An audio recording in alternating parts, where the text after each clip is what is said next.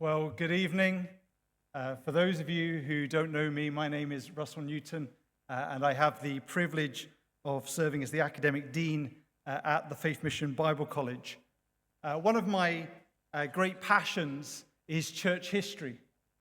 I love seeing how God has been building his church through his people throughout the centuries, throughout the world.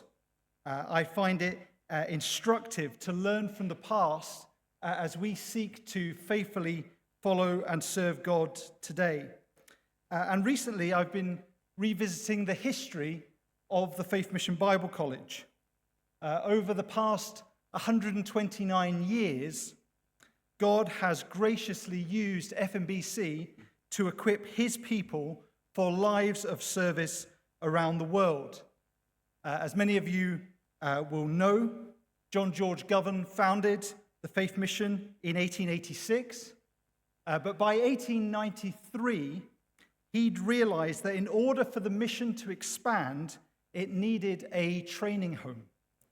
One was found outside of Rothesay on the Isle of Bute, and courses began in 1897. And Govan wanted the 3-month course to prepare Christians for evangelistic work at home and abroad. And in his words, he wanted the training to be thoroughly scriptural, spiritual, and practical. Now, the training home started well, but by 1911, it was struggling. The course was only running infrequently, and some thought that the Faith Mission had had its day.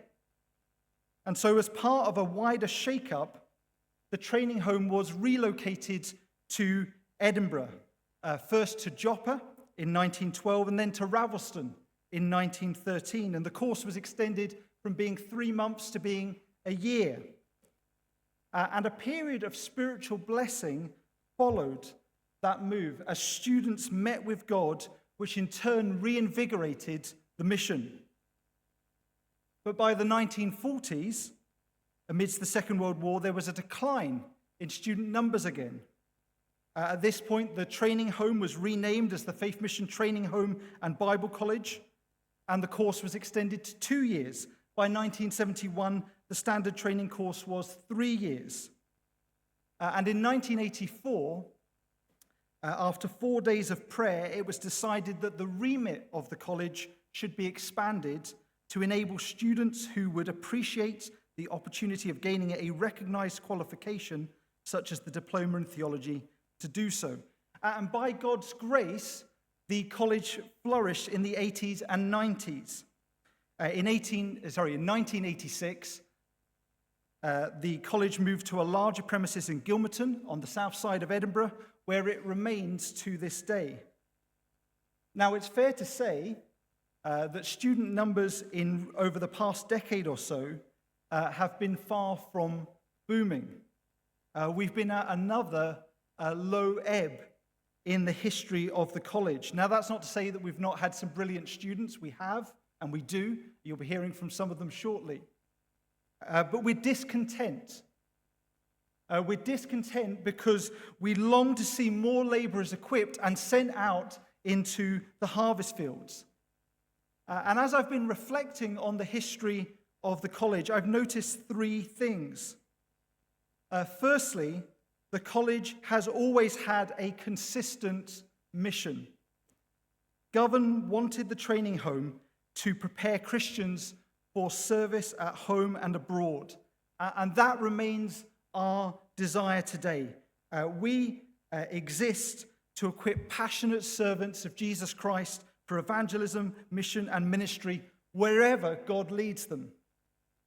And our approach is consistent too. Govan spoke of his desire for the course to be scriptural, spiritual, and practical. Now today, we talk about the college being biblical, practical, and transformational, but it amounts to the same thing. We remain convinced that all 3 ingredients are necessary for training a Christian for ministry. And so the college has had a consistent mission. But secondly, we have to notice that the college has always required changing approaches. The college has continually adapted to different eras and circumstances. While there's been a consistent mission, there's also been variation in how the college has accomplished that mission. The name, the location, the duration, and the scope of the training program have all changed over the years. And the truth is that the world today is different from 1897, when the college was established. It's different even from 1986, when the college was flourishing and student numbers were booming. The church today is smaller than it was 40 years ago. Fewer Christians are even thinking about training for Christian ministry. Now, I'm convinced that there is still a need for a college like FMBC, but we would be naive if we didn't recognize that we must adapt. And so we're currently undertaking a college review to prepare for the next chapter in the college's history. And we would value your prayers for that as that process is ongoing. But in the meantime, let me share 3 recent developments. Firstly, we're developing new partnerships. The truth is that many Christians need a recognized qualification for ministry today in a way that they didn't need it 30 years ago. And so we've established a formal partnership with Highland Theological College, which means that students who complete our 2-year diploma now have the option to progress directly onto the 3rd year of HTC's degree program. That means that you can benefit from our biblical, practical, transformational training, knowing that you can still work towards a degree afterwards if that's what you need. Secondly, we're developing new pathways. We recognize, again, that fewer Christians today are considering ministry training. And so we're trying to create more ways to get people thinking about this possibility. And so last year, we launched Exploring Ministry and Mission, a 5-week online evening course that's designed to help Christians understand what mission is and discern whether or not God is calling them. We'll be running that course again in May and June. And so if you think that would be helpful for you or for someone you know, please do grab one of these leaflets that you'll find out in the foyer, and please do sign up. And over the coming months, we're going to be launching other initiatives that will create more online and part-time routes to study with us. Now, please don't misunderstand me with that. We are not becoming an online college. We're convinced that training for full-time Christian ministry is best done in person, in community. But we want to create more opportunities for people to benefit from our training and to explore whether or not God is calling them. And thirdly, we're making new provision. We realize that more needs to be done to train the next generation of evangelists. And so we've launched what we're calling the Evangelist Training Scholarship to reduce financial barriers to training for those who are gifted for and called to evangelistic ministry. And we're doing this because we want to see the next generation of prayerful, passionate, and persuasive evangelists raised up across these islands. And so I've got to ask the question, is that you? Has God given you a burden for evangelism? Has God given you a gift for evangelism? If that's you, we want you to apply. And if that's not you, but you have the means to support the training of future evangelists, we'd love to hear from you. The third and final lesson that I've gleaned from the history of the college is that it's always been marked by complete dependence on God. In 1912, when the training home moved to Edinburgh, it was at a low ebb.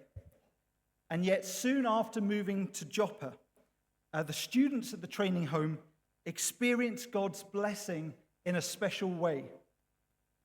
Colin Peckham put it this way in Heritage of Revival. He said that the Spirit of the Lord pervaded the place.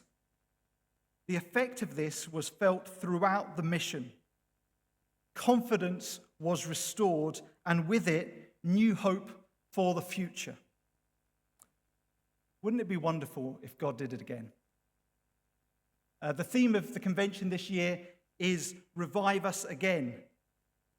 And so as I finish, can I please ask you to pray that the Lord would revive the Bible College again? We're seeking to faithfully uphold the college's mission. We're trying to wisely respond to the circumstances we are in today, but we're ultimately dependent on God. And so please pray that God would revive the college again and make it a vehicle for equipping the next generation of evangelists. Thank you.